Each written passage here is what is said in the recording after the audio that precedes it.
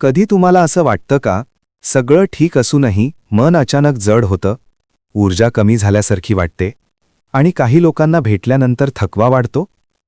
हे मानसिक नाही, हे ऊर्जेचं आहे.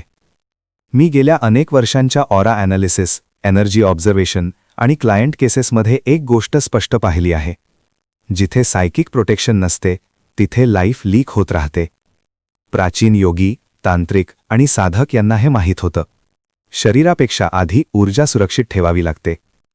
आजच्या या एपिसोडमध्ये मी तुम्हाला भीती न देता, अंधश्रद्धा न वाढवता, एनर्जी शील्ड्स म्हणजे काय, ते कसे काम करतात आणि स्वतःभोवती संरक्षणात्मक कवच कसं तयार करायचं, हे विज्ञान, योग आणि अनुभवाच्या आधारावर सांगणार आहे.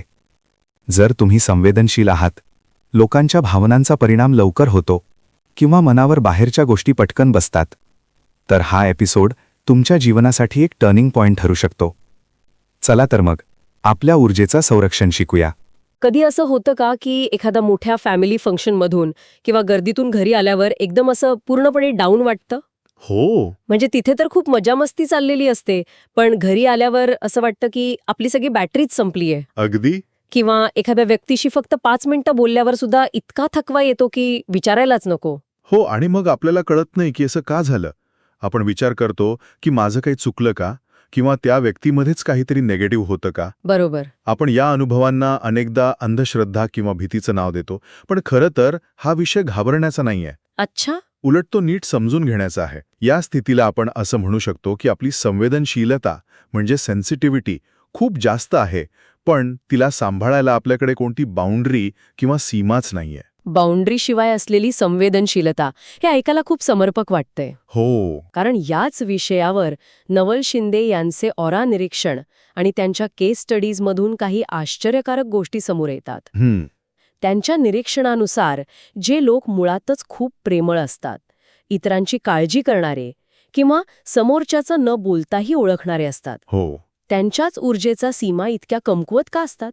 म्हणजे चांगुलपणाचा हा एक साईड इफेक्ट आहे का? हा खूप महत्वाचा प्रश्न आहे. कारण आपल्याला वाटतं की समस्या बाहेरून येतेय, हो.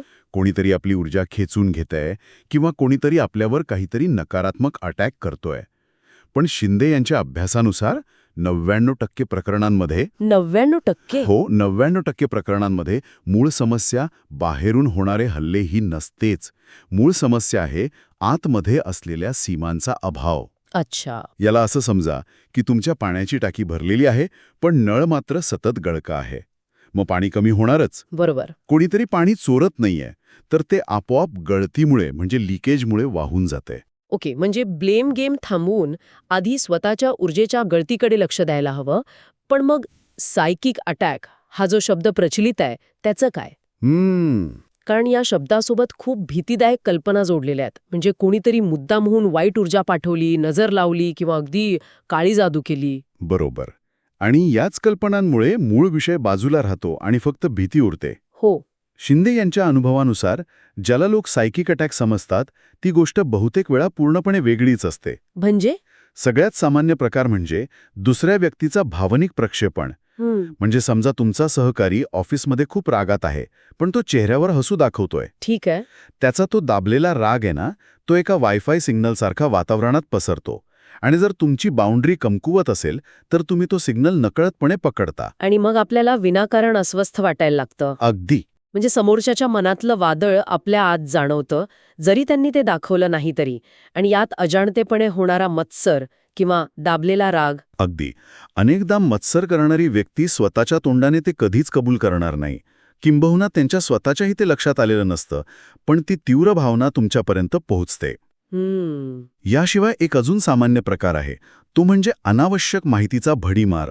काही लोक भेटल्या भेटल्या त्यांच्या आयुष्यातल्या सगळ्या नकारात्मक गोष्टी, सगळ्या तक्रारी तुमच्यावर ओततात. हो, हे तर खूप वेळा होतं. ते बोलून मोकळे होतात, पण त्यांची सगळी भावनिक ओझी तुमच्या डोक्यावर राहतात. बोलून झाल्यावर त्यांना हलकं वाटतं आणि आपल्याला जड.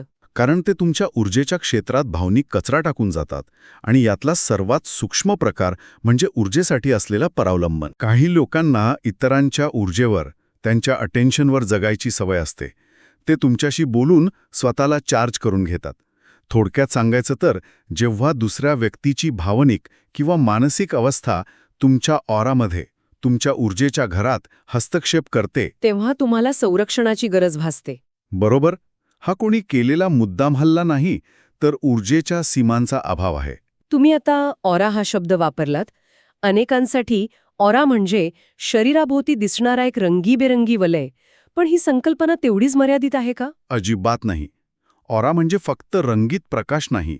ऑरा ही आपली ऊर्जेची त्वचा आहे, असं समजा. ऊर्जेची त्वचा? हो, जशी आपली भौतिक त्वचा शरीराला धूळ, प्रदूषण, जंतूंपासून वाचवते, तसंच ऑरा आपलं मन आणि ऊर्जा यांना बाहेरच्या भावनिक आणि मानसिक प्रदूषणापासून वाचवतो. अच्छा. एक निरोगी ऑरा हा एका लवचिक आणि मजबूत संरक्षक कवचाप्रमाणे काम करतो, जो अनावश्यक गोष्टींना बाहेर ठेवतो आणि आवश्यक गोष्टींना आत येऊ देतो. ही कल्पनाच खूप छान आहे. पण मग जसं आपल्या त्वचेला कधी जखम होते किंवा ती कोरडी पडते, तसंच या ऊर्जेच्या त्वचेलाही छिद्र पडतात का? म्हणजे ती कमकुवत कधी होते? नक्कीच. आणि याची काही ठोस कारणं आहेत. पहिलं आणि सर्वात मोठं कारण आहे अतिसहानुभूती. Over empathy. हो, म्हणजे दुसऱ्याच्या दुःखात आपण इतके गुंतो की त्यांची समस्या कधी आपली होऊन जाते हे कळतच नाही.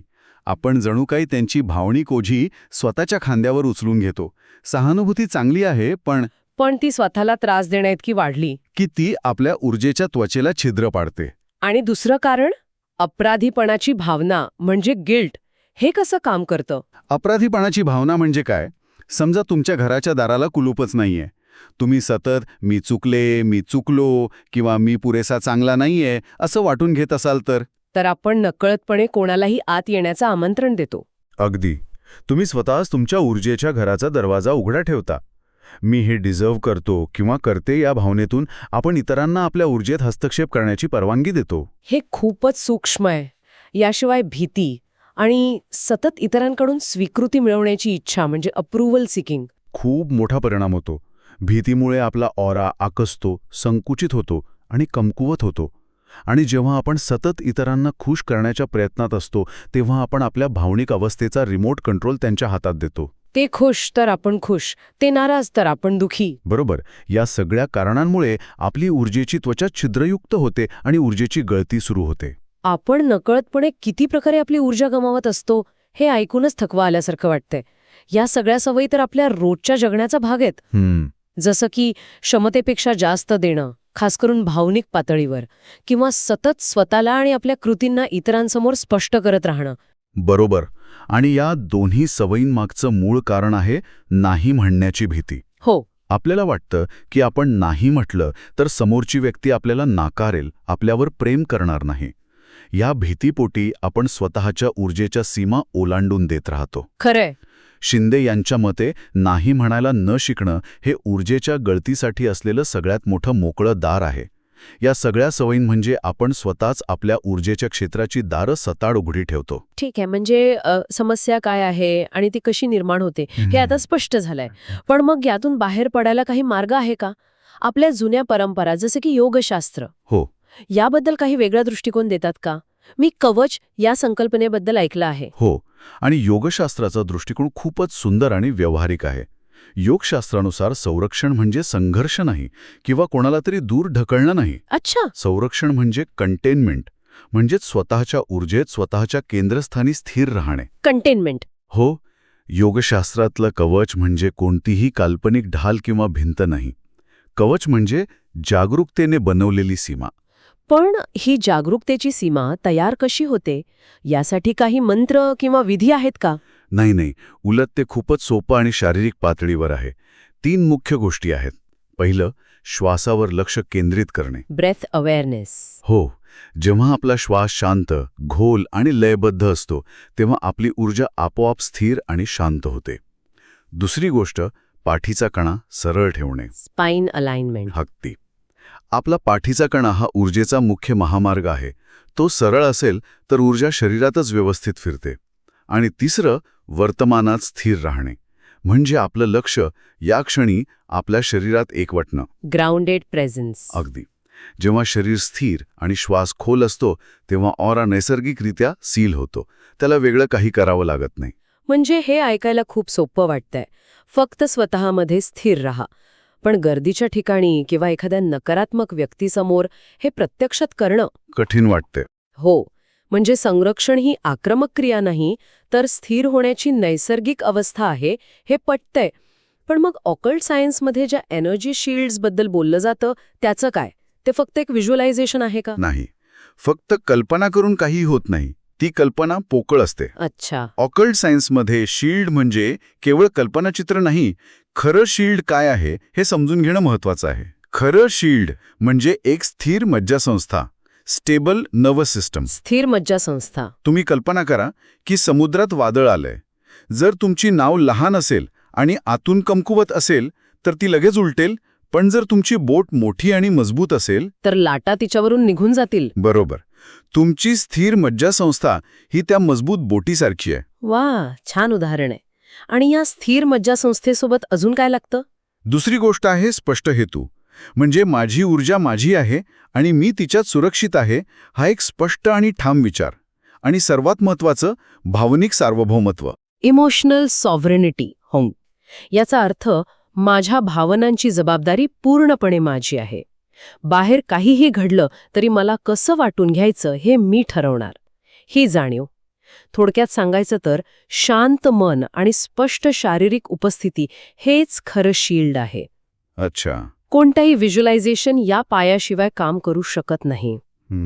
तर मग या सगळ्या माहितीच्या आधारावर ऐकणाऱ्यांसाठी एखादी सोपी आणि प्रभावी सराव पद्धत आहे का, जी ते कधीही कुठेही वापरू शकतील, अगदी ऑफिसच्या मीटिंगमध्ये सुद्धा? नक्कीच आहे.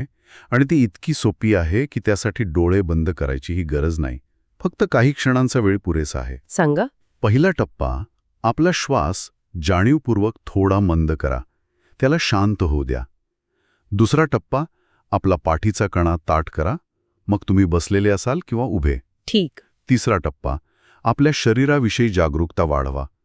तुमचे पाय जमिनीवर कसे टेकले आहेत, खुर्चीचा स्पर्श कसा जाणवतोय, याकडे लक्ष द्या.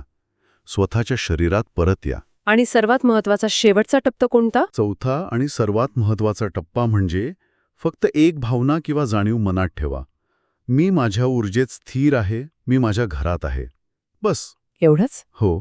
इथे बाहेर काहीही ढकलण्याचा प्रयत्न करायचा नाही, कोणालाही दूर सारायचं नाही, कोणतीही भिंत उभी करायची नाही. फक्त स्वतःच्या आत, स्वतःच्या केंद्रस्थानी स्थिर राहायचंय. थांबा. म्हणजे ही गोष्ट खूपच वेगळी आहे. आपण संरक्षण म्हणजे नेहमी इतरांना बाहेर ठेवण्यासाठी एक भिंत बांधणं समजतो, पण तुम्ही म्हणताय की भिंत बांधायचीच नाहीये, नाही.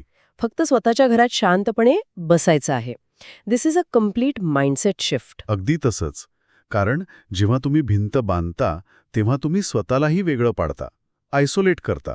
पण जेव्हा तुम्ही स्वतःमध्ये स्थिर राहता तेव्हा तुम्ही जगाशी जोडलेले राहता, पण त्याचा तुमच्यावर परिणाम होत नाही. अच्छा. संरक्षण म्हणजे स्वतःला वेगळं करणं नाही, सेपरेशन नाही, तर संरक्षण म्हणजे स्वतःमध्ये उपस्थित राहणं, सेल्फ प्रेझेन्स. खूपच छान. आणि जेव्हा हे संरक्षण परिपक्व होतं, म्हणजे जेव्हा आपण यात सहज होतो, तेव्हा काही विलक्षण बदल घडतात. ते कोणते बदल? सगळ्यात आधी मनातली भीती निघून जाते. जी संवेदनशीलता आधी एक कमजोरी वाटायची, तीच आपली ताकद बनते. वाव. कारण आता आपण गोष्टी अनुभवू शकतो, पण त्यात वाहून जात नाही. आपण निरीक्षक बनतो. आणि सहानुभूतीमुळे थकवा येत नाही. आपण इतरांना समजू शकतो, त्यांची मदत करू शकतो, पण त्यांची नकारात्मकता स्वतःवर ओढावून घेत नाही. म्हणजे या संपूर्ण चर्चेतून आपण एका अत्यंत साध्या पण शक्तिशाली सत्यापर्यंत पोहोचलो आहोत. हो. आणि तो विचार असा आहे की तुम्हाला कठोर होण्याची गरज नाही, तुम्हाला स्वतःला बंद करण्याची गरज नाही, तुम्हाला फक्त स्वतःमध्ये स्थिर व्हायचं आहे. सुंदर. जेव्हा तुम्ही स्वतःच्या अस्तित्वात, स्वतःच्या ऊर्जेत मुळासारखे घट्ट रोवलेले असता, तेव्हा बाहेरचं कोणतंही वादळ तुम्हाला हलवू शकत नाही. कारण तुमच्या आतली स्थिरता हीच तुमची सर्वात मोठी ढाल असते. एक अप्रतिम विचार. हा एपिसोड ऐकल्यानंतर लोकांकडे किंवा गर्दीकडे पाहण्याचा दृष्टिकोन नक्कीच बदलेल. आता पुढच्या भागाची घोषणा करूया. एपिसोड 21 मध्ये आपण एका अत्यंत गूढ आणि मूलभूत विषयावर बोलणार आहोत. विषय आहे किबॅलियन, विश्वाचे 7 वैश्विक नियम. हा विषय ऑकल्ट ज्ञानाचा पाया मानला जातो. हे विश्व कसं काम करतं, गुरुत्वाकर्षणापासून ते आपल्या विचारांपर्यंत, या सगळ्या मागे काही नियम आहेत. खरंय. किबॅलियन त्या नियमांची ओळख करून देतं. ही जणू काही विश्वाच्या कार्यप्रणालीची ब्लूप्रिंटच आहे. त्यामुळे विश्वाच्या या अदृश्य नियमावलीला समजून घेण्यासाठी आणि त्यातून आपलं आयुष्य अधिक चांगल्या प्रकारे जगण्यासाठी पुढच्या भागात नक्की सामील व्हा. लक्षात ठेवा, तुम्ही कमकुवत नाही आहात. तुम्ही संवेदनशील आणि ऊर्जेने खुले आहात. आणि जिथे ओपननेस असते तिथे संरक्षण आवश्यक असतं.